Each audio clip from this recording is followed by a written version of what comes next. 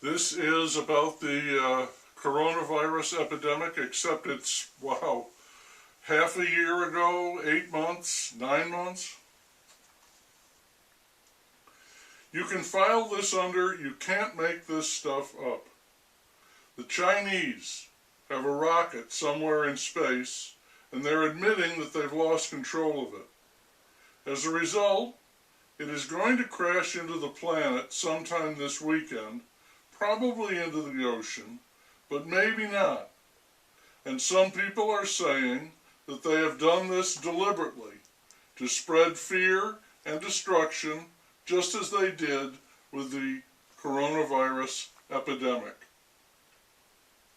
Things are almost in a holding pattern right now, and I think it's time for a recap. The coronavirus hit, frightening just about everybody. On the whole, I don't think it was nearly as bad as we feared. But it's true that a lot of people died because of it, as they do every year from the flu. Then there was the government response to the virus, and that was to shut almost everything down except for groceries, gas stations, hospitals, and probably liquor stores. Unemployment skyrocketed and the economy tanked. Many businesses failed permanently. We are trying to recover from this now. And lastly, the PM got elected and started handing out trillions of dollars, calling it rescue money. He's done this twice and has another $2 trillion infrastructure plan. The effect of this can be argued for good and ill, but one thing cannot be disputed. All of these trillions are going to cause massive inflation. All of these trillions are literally inflation, nothing but inflation. Inflation is pernicious. Inflation is financial cancer. It is malignant and lethal. On this scale, I think it's incurable. The PM wants to level the world, make it equal for everyone. Inflation will do that. Everyone will have the same thing, nothing. And, more than ever, more than now, we will all be niggers. What goes around comes around. I guess it's true. We prospered because of slavery, and now, come to find out, we are all, regardless of skin color, niggers. I need to say nearly all. Some few may escape this, the free and the brave. The rest of us, niggers. Of course, many people don't see it that way. To them, the PM is a hero, trying to save the nation, not killing it.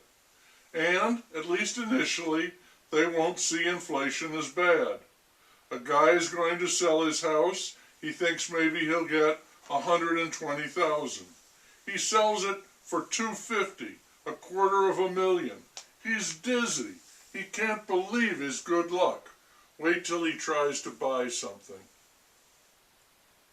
Meanwhile, the U.S. is trying to keep an eye out for that 22-ton Chinese rocket that is going to crash soon.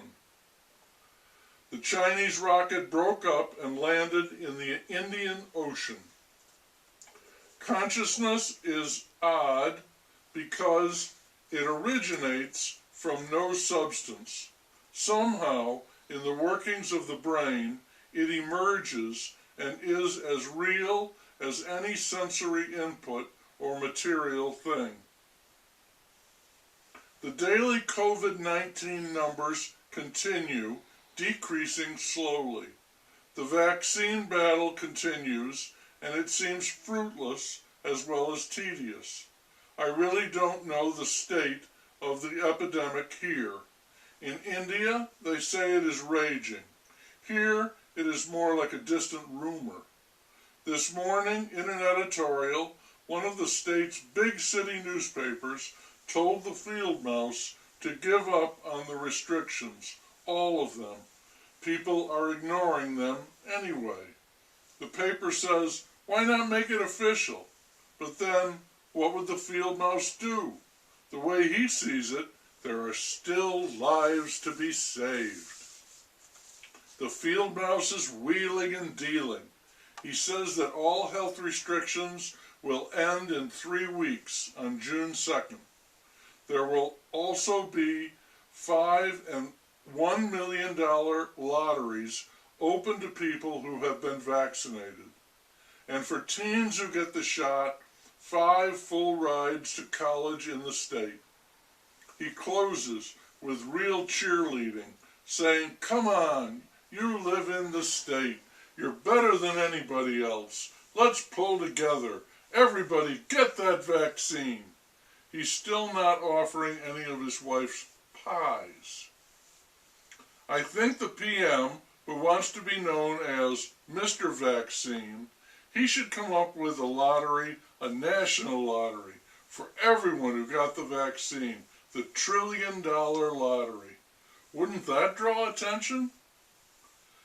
A big 5,000-mile pipeline, its computers were hacked, and in order to get back online, they have to pay $5 million in ransomware.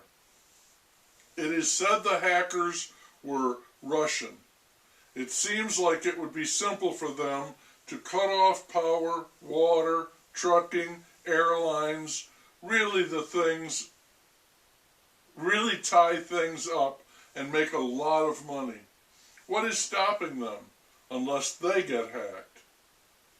The CDC has just said that if you have been vaccinated and 2 weeks have passed, you do not have to wear a face mask at any time, indoors or out. The field mouse is holding to his 3 weeks for the masks. And the PM says, "Call me Mr. Vaccine."